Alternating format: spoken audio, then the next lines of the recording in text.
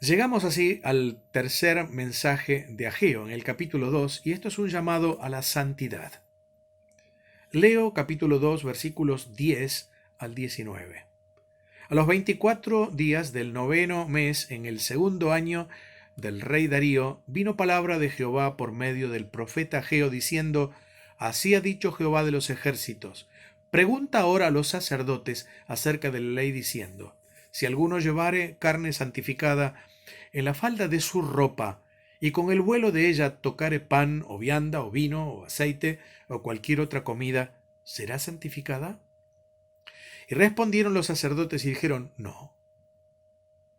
Y dijo Ageo: Si un inmundo a causa de cuerpo muerto tocare alguna de estas cosas, ¿será inmunda? Y respondieron los sacerdotes y dijeron: Inmunda será. Y respondió Ageo y dijo: Así es este pueblo, y esta gente delante de mí, dice Jehová. Y asimismo toda obra de sus manos y todo lo que aquí ofrecen es inmundo. Ahora pues, meditad en vuestro corazón desde este día en adelante, antes que pongan piedra sobre piedra en el templo de Jehová. Antes que sucediesen estas cosas, venían al montón de 20 efas, 20 medidas de trigo, y había 10. Venían al lagar para sacar 50 cántaros de vino, obviamente, y había 20.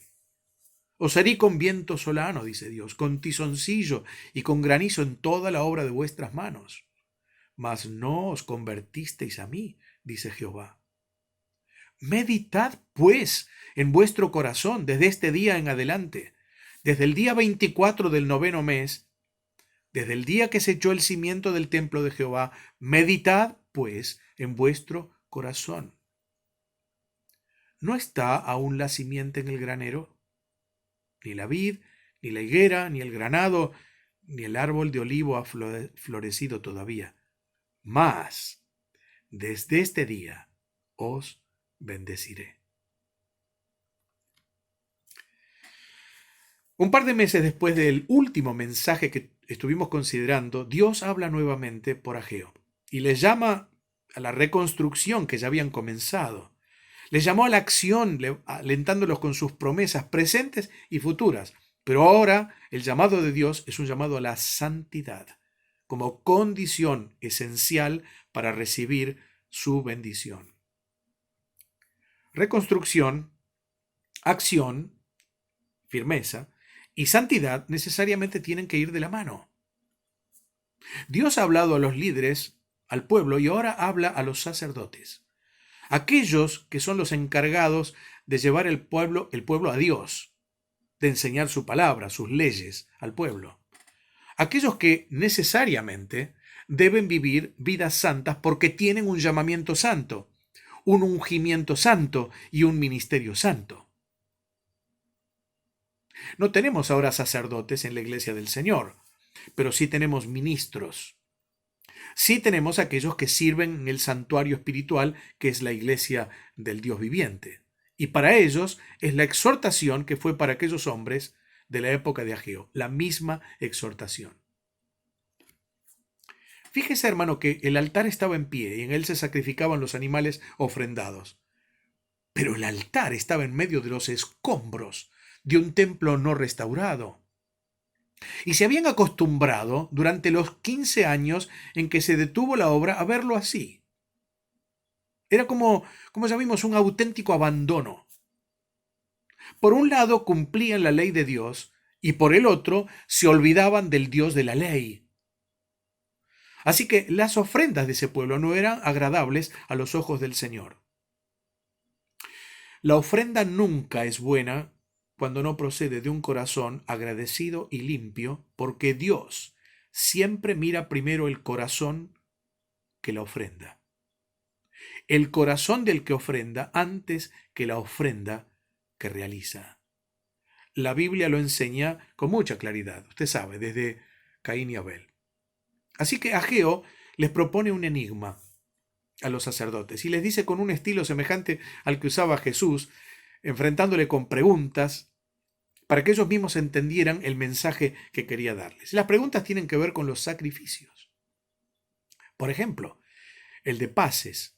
Usted lo puede mirar en Levítico capítulo 3.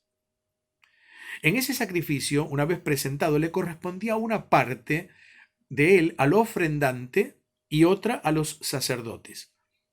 Tal vez el que recibía la carne la llevaba en el extremo de su vestidura, y por eso es lo que leímos. Era carne santificada, es decir, era dedicada a un sacrificio para Dios. Santificaba lo que estaba en contacto directo con ella. Así lo dice Levítico 6, versículo 27. Por lo tanto, lo que santificaba era la falda de su ropa, de aquel que la llevaba, el manto, el vestido en que estaba envuelta. Pero si ese vestido tocaba alguna otra cosa, no le transmitía a su vez esa santificación. Por el contrario, si algo impuro como un cadáver tocaba alguna cosa, alguna ropa, le transmitía esa impureza y tenía que ser separada un tiempo para su purificación. Esto siempre es así, la salud no se contagia. Si yo toco un frasco de medicina o una persona sana, no me curo. Pero la enfermedad sí puede contagiar o tocar algo contaminado puede contaminarme. En este tiempo lo entendemos perfectamente bien, ¿verdad? En el sentido espiritual es exactamente lo mismo. El pecado fue transmitido desde Adán a todos los hombres que lo heredamos por naturaleza. Pero la santidad de la vida nueva es personal y no se hereda. Requiere de una conversión personal y de una relación vital con el Dios Santo y con el Espíritu de Santidad. Dios estaba diciendo que todo lo que ofrecían en el altar a Dios estaba manchado por el pecado. Pecado de indiferencia, de liviandad, de abandono, de apatía, etc. Usted sabe. Por comisión o por omisión estaban en falta delante de Dios. Y por ello el sacrificio no los santificaba. Pero su maldad sí contaminaba el sacrificio y Dios no podía aceptarlo. Eso ocurre exactamente también con el cristiano. El mero hecho de leer la Biblia o de asistir a un culto no santifica. La santificación es un proceso que requiere el apartamiento del mal y la confesión de pecados. Y cuando es así, dice la Escritura, la sangre de Cristo, su Hijo, nos limpia de todo pecado. Primera Juan capítulo 1. La palabra nos santifica también. ¿Por qué? Porque el Señor dijo, santifícalos en la verdad. Tu palabra es verdad. Y el Espíritu Santo llena la vida del creyente para vivir cada día en novedad de vida. Ageo les dice en otras palabras, si hay vidas limpias, habrá bendición. Si no, la bendición no llegará. Sucederá lo que dice el profeta en los versículos 16 y 17, que era la situación antes de haber sido enfrentados con el mensaje de Dios a través de Ageo. Sembraban para levantar cosechas abundantes, eran exiguas. Pensaban lograr una cantidad de vino, obtenían menos de la mitad. En otras palabras, lo que dice en el capítulo 1 y versículo 6 que ya hemos leído. Sembráis mucho, recogéis poco. O en el versículo 9, buscáis mucho, halláis poco. Es decir, esperaban mucho, eso es lo que quiere decir, y cosechaban poco. En el versículo 17, dice Dios que los había herido en las plantaciones de cereal, la base importante que tenían en la economía del país, con el viento cálido del desierto, el solano, y con plagas de tizoncillo y de granizo. Esto ocurre también el día de hoy. Ahora, esto no siempre es cierto en lo material, es verdad, pero seguro es cierto en lo espiritual. ¿Cuántas veces vemos creyentes aún prósperos en lo material, pero con vidas apagadas, debilitadas, sin ánimo, sin propósito, sin visión, sin objetivos espirituales, sin crecimiento, sin madurez? No viven vidas limpias, hay mezcla en su corazón, ni fríos ni calientes. La tibieza espiritual es el estado de sus almas y de sus vidas. Como aquel pueblo, ni el castigo divino produce efectos. El corazón del pueblo de Ageo se había endurecido y no entendía ni siquiera la disciplina del Señor. Y eso ocurre muchas veces con los cristianos.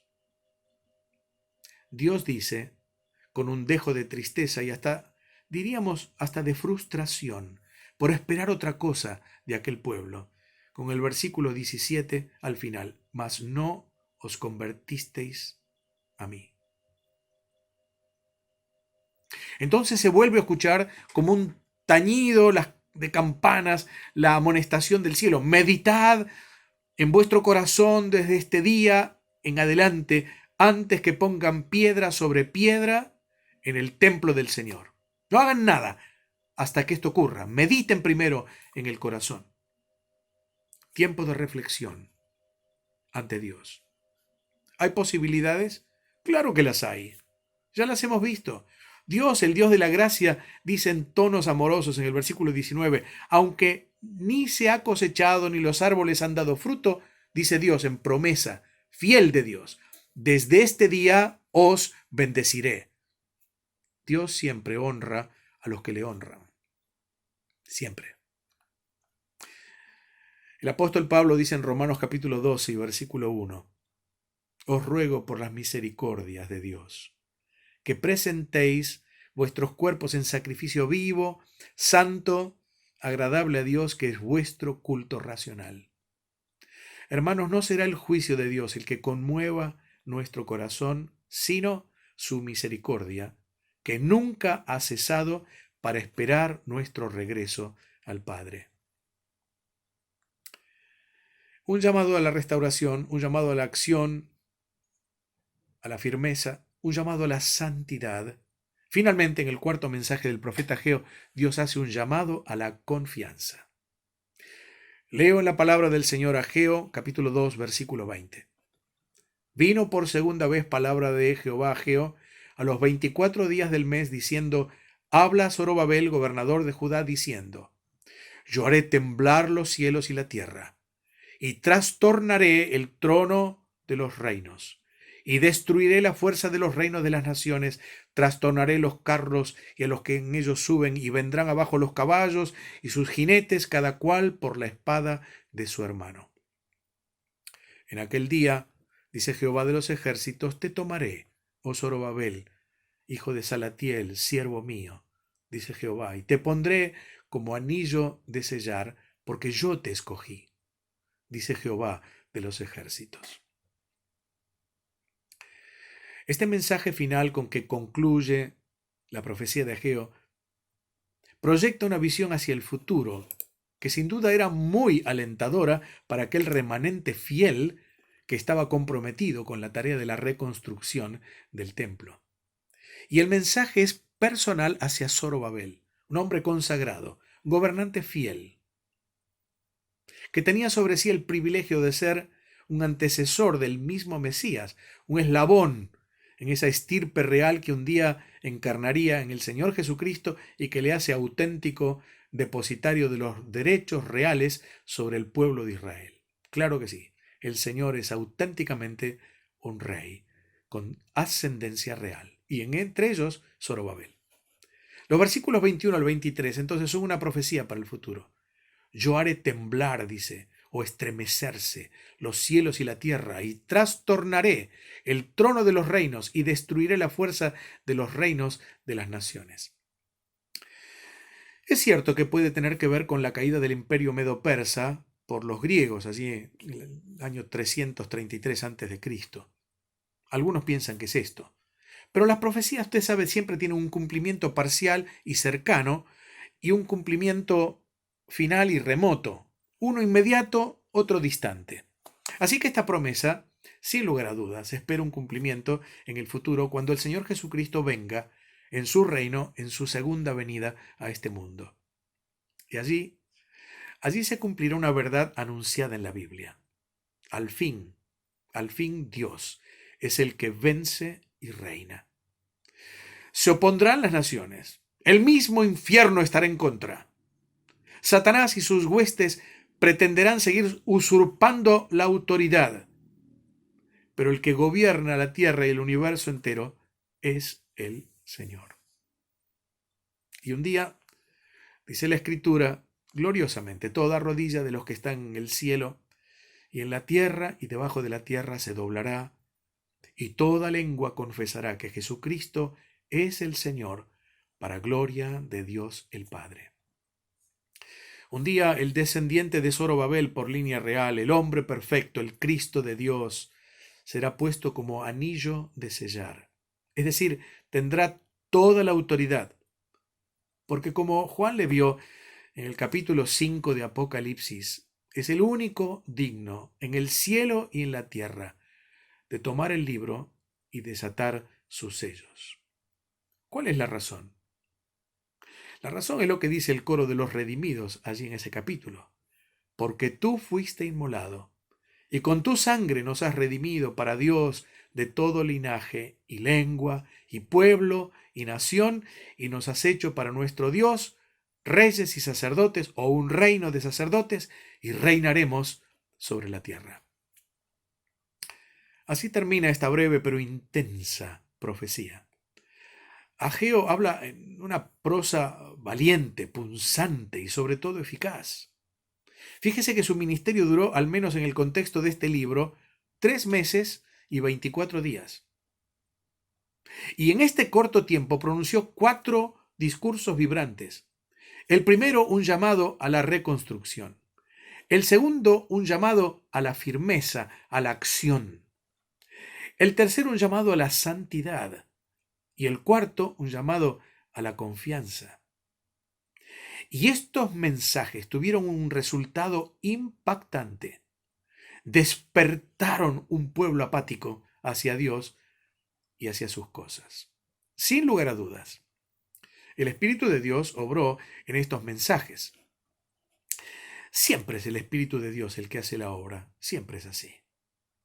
Cuando proviene de hombres y mujeres que aman al Señor, que le honran con obediencia y que son canales limpios para que actúe con todo su poder. Hermano querido, hermana querida, usted puede ser un canal por el cual Dios, por su Espíritu, puede trabajar. ¿Qué necesitamos? Vidas limpias, vidas dedicadas a Dios, ya que somos consagrados por Él. Lo que necesitamos es vidas llenas del Espíritu Santo.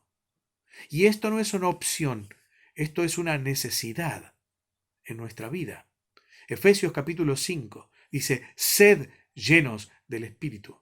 Necesitamos ser esos canales por los cuales Dios obre en nuestro entorno familiar, en nuestro entorno laboral o de estudio, en nuestro entorno en la iglesia, en nuestro entorno en la sociedad. Necesitamos ser canales por los cuales Dios obre. Hombres como Ageo, llenos de pasión espiritual, llenos de un vigor espiritual, que hablen a su pueblo, que le transmitan el mensaje de Dios, que le digan, meditad sobre vuestros caminos, reflexionad, poner las prioridades en su orden correcto, pero primero tiene que empezar por nosotros, tiene que empezar por nuestra vida. Yo apelo a su corazón, querido hermano, querida hermana, en nuestras vidas y en nuestras iglesias. Demos al Señor, a su obra, a su palabra, el lugar que el Señor merece. Es tiempo de volver a reconstruir lo caído. Dios nos permite recomenzar. El alfarero siempre está dispuesto a recoger los pedazos rotos de la vasija y hacerla de nuevo. Si con humildad, naturalmente, y con confesión de nuestro mal, le pedimos a Él. Subamos al monte, pues. Reedifiquemos el santuario de la comunión con el Señor.